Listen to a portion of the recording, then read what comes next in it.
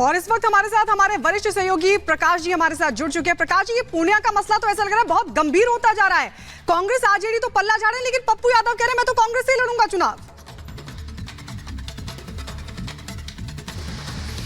पप्पू यादव ने तो मन बना लिया है चुनाव लड़ने का। वो कांग्रेस पार्टी उन्हें सिंबल देती है या नहीं देती है, यह कांग्रेस आला कमान पर निर्भर करता है। लेकिन जो मौजूदा हालात है उसके तहत मुझे नहीं लगता कि कांग्रेस पार्टी सिंबल देने जा रही है उन्हें।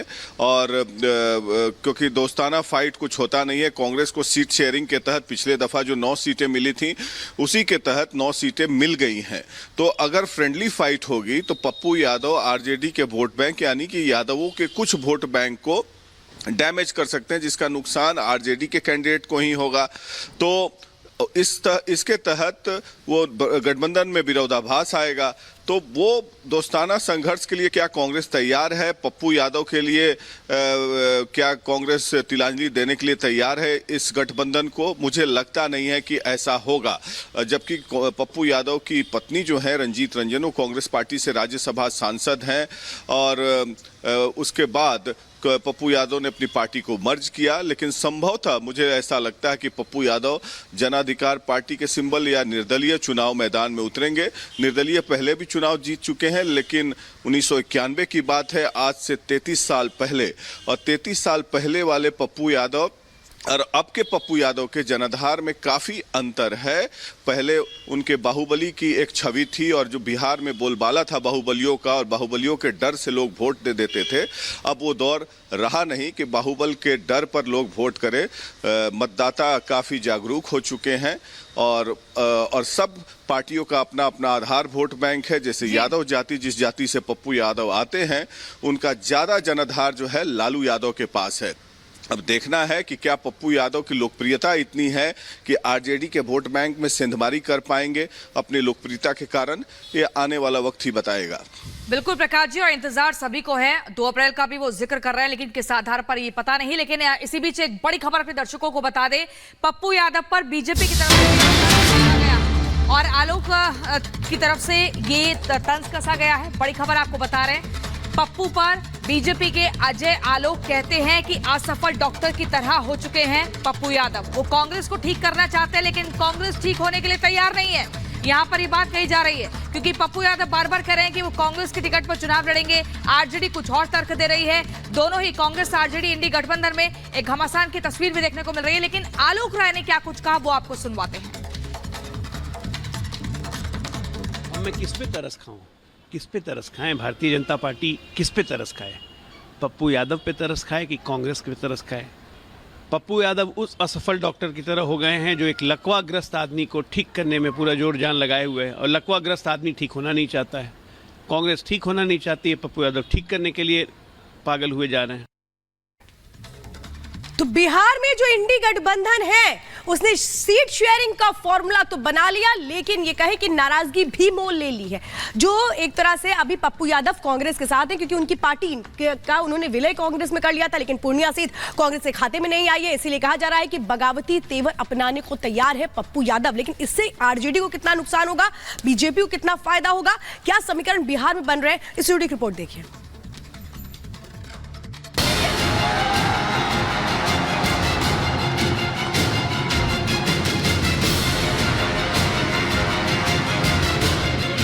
कांग्रेस और आरजेडी में चल रही खींचतान थम चुकी है। बिहार में लोकसभा चुनाव को लेकर इंडी गठबंधन में सीटों का बंटवारा हो गया है।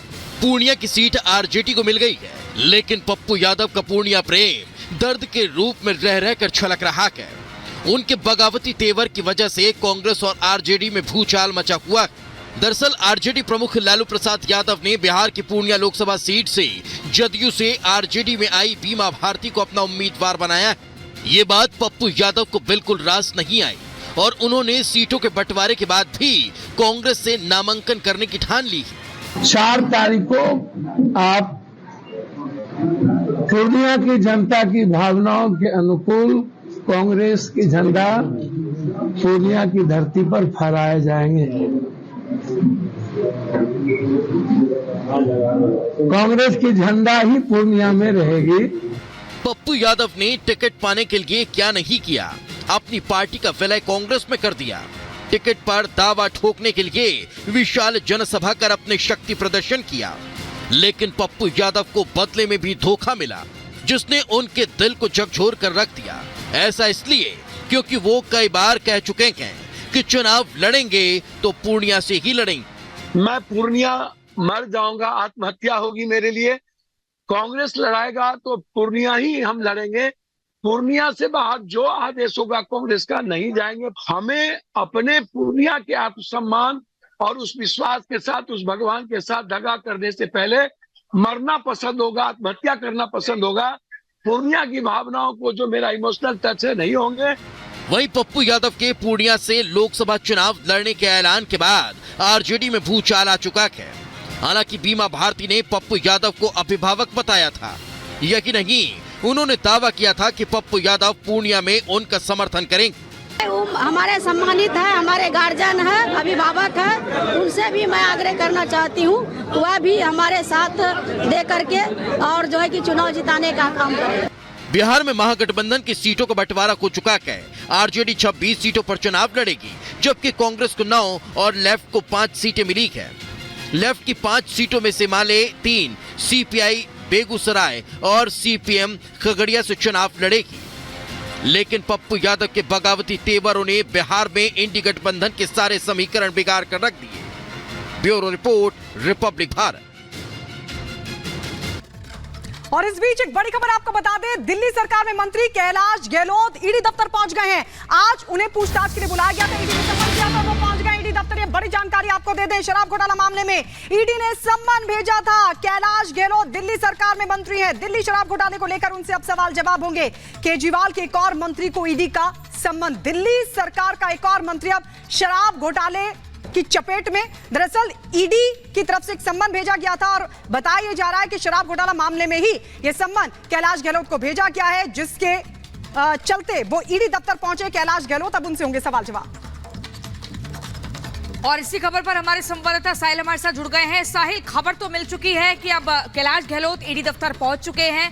लंबी पूछताछ हो सकती है, इस तरह के कयास भी लगाए जा रहे हैं।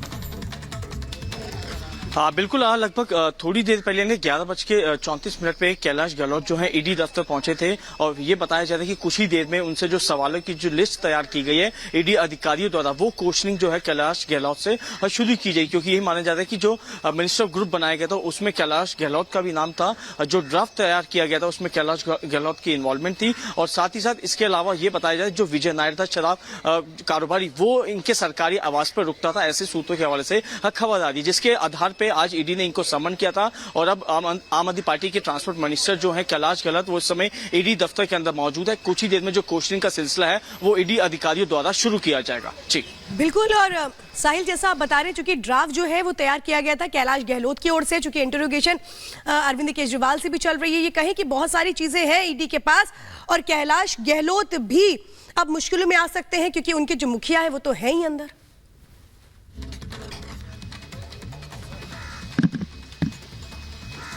निश्चित तौर पे कैलाश गहलोत की जो मुश्किलें हैं वो कहीं ना कहीं बढ़ने वाली हैं, क्योंकि ईडी ने सम्मन किया तो किसी बेस किसी पुख्ता आधार पे ही इनको सम्मन किया होगा, क्योंकि उनके पास काफी ज्यादा सबूत है इस पूरे मामले में है, जिसके बाद एक जो खुलासे हैं वो इस पूरे शराब की नीति मामले में हो रहे हैं। इससे पहले मुख्यमंत्री अरविंद केजरीवाल को ईडी ने कस्टडी में लिया था। अब उसके बाद जो है आम आदमी पार्टी के जो ट्रांसपोर्ट मिनिस्टर उसको कैलाश गहलोत को ईडी ने सम्मन किया है। तो इससे ये साफ हो सकता है कि किसी ग्राउंड के आधार पर